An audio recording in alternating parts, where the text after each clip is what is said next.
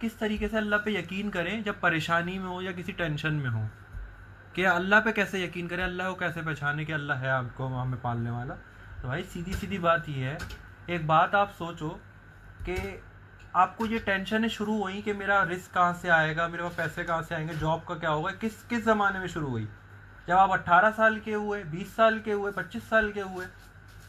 तो एक बात आप मुझे बताएं, जब आपके पास ये जहन भी नहीं था कि मेरा रिस्क कहाँ से आएगा, मैं कपड़े कौन से पहनूंगा, मैं कारोबार कैसे करूंगा, मैं बीवी बच्चों को कैसे पालूंगा, तो जब पैदा होने से 18-19 साल तक की उम्र तक, जिस दिन तक आपके पास ये सोच नहीं आई थी, ये टेंशन जो दी हुई शैतान का जो दिए हुआ टेंशन थी कि आपके पास ये नहीं आई थी, तो जब तक जो है आपको कौन पाल रहा था?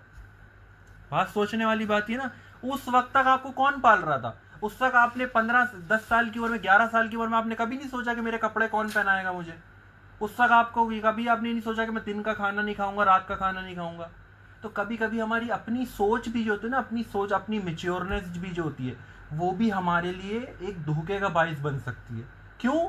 क्योंकि अगर हम अल्लाह से दूर होंगे, अगर 5 वक्त की नमाज पढ़ रहे होंगे ना, तो ऑटोमेटिकली जब जिसके सामने सजदा कर रहे होते हैं ना, उस पर यकीन बढ़ना शुरू हो जाता है।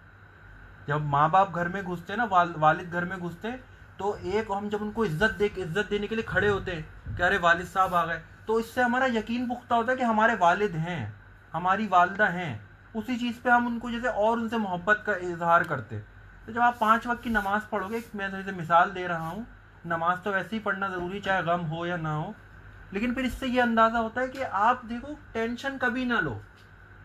क्योंकि वही बात है, जो अल्लाह आपको, जब आपके पास ये सलाहियत सोचने की आई थी ना कि आप काम कैसे करोगे और खाओगे कैसे, तो उससे पहले ही आपको अल्लाह पाल रहा था। तो जब जो अल्लाह उस वक्त पाल सकता है, वही आपको 80 साल की उम्र तक पाल सकता है। चाहे टेंशन लो या ना लो, काम की फिक्र करनी है, काम के लिए निकलना है, काम करना है, लेकिन काम की टेंशन नहीं लेनी।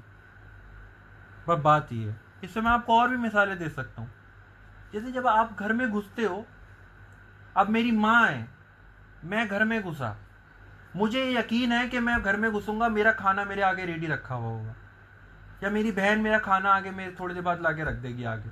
तो यही भरोसा हम अल्लाह पे क्यों नहीं करते?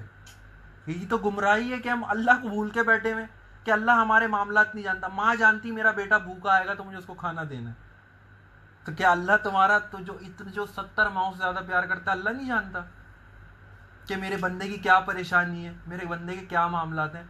वही बात है ना, माँ को तुम घर में घुस के माँ समझते हो, तो वो माँ वाला अमल करती है। तो जब अल्लाह को तुम अल्लाह समझना शुरू कर दोगे ना, अल्लाह की जो शान है उसको उसके मुताबिक अगर तुम सोचना शुरू कर दोगे,